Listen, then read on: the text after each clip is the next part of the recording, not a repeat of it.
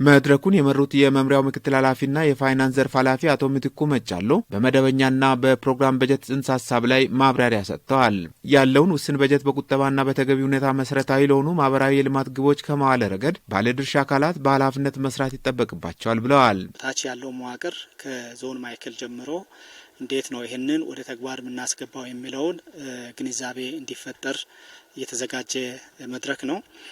ከዚህ አንጻር ፕሮግራም በጀት ማለት አክቲቪቲ ቤዝድ ወይም በሌላ አገላለጽ ውጤትን መሰረት ያደረገ መጨረሻ ላይ አውትፑቱ ምንድነው የሚገኘው ውጤት ምንድነው የሚለውን መሰረት አድርጎ የሚዘጋጅ የበጀት ስርዓት ነው። ከዚህ አንጻር አጠቃላይ በመንግስት ፋይናንስ አስተዳደር ደንብ አዋጅና መመሪያ መሰረት ከበጀት ጥሪ ጀምሮ በጀት ሰሚ በማድረግ በሚመለከተው የምክር ቤት በጀቶችን በማጸደቅ በተገቢው መንገድ ጥቅም ላይ ማዋል ያስፈልጋል።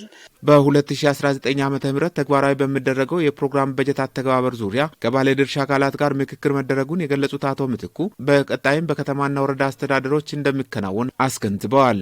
ከበጀት እቅድ አተገባበርና ከወጪ አስተዳደር አንጻር የሚስተዋሉ ክፍተቶችን ለማረምና ወጥ የአሰራር ስርዓትን ለመዘርጋት በትጋት ይሰራል ብለዋል ኃላፊው።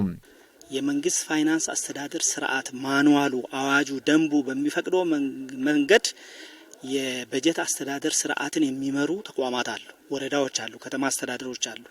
በሌላ መንገድ ደግሞ ስንመለከት ይህንን ከመፈጸም አንጻር ዳተኝነት፣ የክህሎት ችግር፣ የመፈጸም አቅም ውስንነት ያለባቸው መዋቅሮች አሉ። ስለዚህ አንድ ወጥ ሀሳብ ማምጣት ያስፈልጋል። ወጥ አሰራር መፍጠር ያስፈልጋል። ከዚህ አንጻር ልምድ ልውውጥ የሚደረግበት ጉለት ያለባቸው ቦታዎች ችግር ያለባቸው ቦታዎች የተሻለ ከሚፈጽሙት ወረዳዎችና ከተማ አስተዳደሮች ልምድ የሚወስዱበት የሚማማሩበት ይሄን ግንዛቤ ከፈጠርን በኋላ በተጨባጭ ቅድም የገለጽኩት ውስን ሀብት ለመለት ዓላማ ለህዝቡ ማዋል የሚያስችል አቅም እንገነባለን ብለን መሰረት አድርገን ያዘጋጀነው ስልጠና ነው። ስልጠናው ከሚያተኩርባቸው አጀንዳዎች አንዱ የሆነው የፕሮግራም በጀት አዘገጃጀት ሰነድ በመምሪያው የበጀት አስተዳደር ዘርፍ ኃላፊ አቶ አበባዩ አበበ አቅርበዋል። በፋይናንስ የተደራጀ የበጀት አጠቃቀምና ቁጥጥር ስርዓት አይቤክስ አመዘጋገብና አተገባበር ላይ የተግባር ልምምድ ስልጠናም ለተሳታፊዎች ሰጥተዋል። በመምሪያው የበጀት ባለሙያ የሆኑት ወይዘሮ መሰረት ኃይለ የበጀት ምንነት አዘገጃጀትና አስተዳደር ዙሪያ ማብራሪያ የሰጡ ሲሆን ከበጀት ዝግጅት አስተዳደር ስርዓትና ከወጪ መደብ አጠቃቀም አንጻር የሚታዩ የግንዛቤ ጉድለቶችን ማረም እንደሚገባ አሳስበዋል። በየደረጃው ባሉ የፋይናንስ መዋቅሮች ያለውን የክህሎትና የአሰራር ክፍተት በመፈተሽ የማስፈጸም አቅም ለማጎልበት እየተሰራ ነው ብለዋል። ባለበጀት መስሪያ ቤቶች በጀትን ከማዘጋጀት ጀምሮ እስከ አፈጻጸም ስርዓት ድረስ በተቀመጠው የጊዜ ሰሌዳ ማከናወን እንደሚጠበቅባቸው ነው የገለጹት። የበጀት ዝግጅት፣ የበጀት ጥሪ፣ በጀት ሰሚና ማስተካከያ፣ በጀት ማጠቃለል፣ ማጽደቅና ማሳወቅን በተመለከተ የሚጠበቁ ዝርዝር የትኩረት አቅጣጫዎች ላይ ወይዘሮ መሰረት ማብራሪያ ሰጥተዋል። ከተሳታፊዎች መካከል የቦንጋ ከተማ አስተዳደር ፋይናንስ ጽህፈት ቤት ምክትል ኃላፊ አቶ አስማማ ቆጭቶና የጠሎ ወረዳ ፋይናንስ ጽህፈት ቤት የበጀት ዝግጅትና አስተዳደር ስራ ሂደት አስተባባሪ የሆኑት አቶ ሻምበል አስራት ስልጠናው ለቀጣይ ተግባራት አፈጻጸም አቅም የሚፈጥር ነው ብለዋል።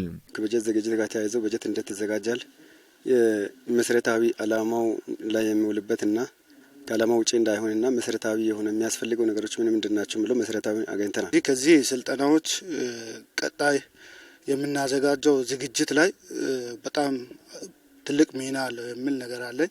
ቀጣይ ፊት ለፊት ያሉ ተግባራቶችን ለመፈጸም መነሻ አቅም ይሆነናል። ወደ ወጪ የተቀየሩ በጀቶችን አይቤክስ ሲስተም ላይ ያለ ማስገባት ችግሮች ይታያሉ። ስለዚህ ይህንን ቀጣይ ላይ አሁን ከዚህ ስልጠና በወሰድንበት እውቀት መሰረት በጀቱ ወጪን መምራት እንዳለበትና በበጀት ዓመቱ የጸደቀ በጀት ጣሪያን ለመጠቀም እንደሌለብን ያው በሰፊ ግንዛቤ ወሰድንበት ስለሆነ ይህን ደግሞ ወደ ስራ የምናውልበት እንደሆነ በርካታ ነገሮች አገኝተናል። ቀጣይ ተግባራቶችን ፈጽመን የተሻለ አፈጻጸም እንድናመጣ አቅም ይሆናል የሚል ነገር ነው አለ። ከስልጠናው ያገኙትን እውቀት በአግባቡ ተግባር ላይ በማዋል ውጤታማ ስራ ለመስራት መዘጋጀታቸውንም ገልጸዋል።